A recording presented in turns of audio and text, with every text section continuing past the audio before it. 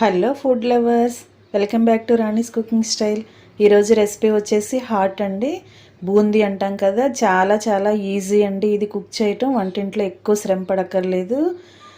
దానికి కావాల్సిన చూడండి, ఫస్ట్ మిక్సింగ్ బౌల్ తీసుకోండి. అలాగే ఒక కప్ శనగపిండి తీసుకోండి.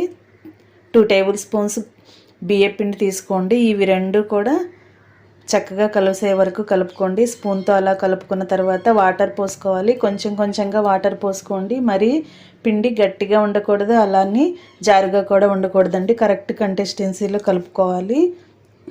ఇలా కలుపుతున్నాం కదా ఫ్రెండ్స్. నా వీడియోని కనుక ఫస్ట్ టైం చూస్తున్నట్లయితే ఫోటో పక్కనే రెడ్ కలర్లో సబ్స్క్రైబ్ ఆప్షన్ టచ్ చేసి ఏఎల్ఎల్ ఆల్ అని బెల్ ఐకాన్ని యాక్టివేట్ చేయండి.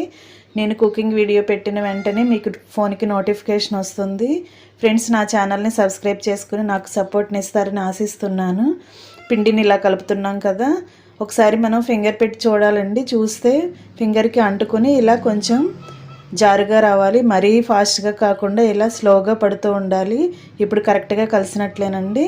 స్టవ్ వెలిగించుకుని డీప్ ఫ్రైకి సరిపడా ఆయిల్ పెట్టుకోండి. కళాయిలో ఆయిల్ పెట్టుకున్నాం కదా, ఇలాంటి గరిటె ఒకటి తీసుకోండి. హోల్స్ ఉన్న గరిటె ఒకటి తీసుకుని దానిపైన పిండిని పోసామంటే చక్కగా ఒకేసారి అలా రౌండ్ షేప్లో పడుతూ ఉండాలండి. ఆయిల్లో అలా పడుతుంది చూడండి. అంతేనండి, చాలా చాలా ఈజీ కదా. కానీ బూందీ అప్పుడే రెడీ అవ్వలేదు. వీడియోని ఎక్కడ స్కిప్ చేయకుండా మీరు లాస్ట్ వరకు చూసారంటే అర్థమవుతుంది. పిల్లలు స్కూల్ నుంచి వచ్చేసరికి చక్కగా మనం చేసి పెట్టుకుని ఇలా చేసుకుని 2 కప్పులు పెట్టామంటే వాళ్ళకి చక్కగా తినేస్తారండి. హాట్ అంటే చాలా ఇష్టపడుతూ ఉంటారు కదా కొంతమంది పిల్లలు, వారికి ఈజీగా ఇలా చేసి పెట్టేయచ్చు. ఇలా పొంగి పైకి వస్తున్నాయి చూడండి.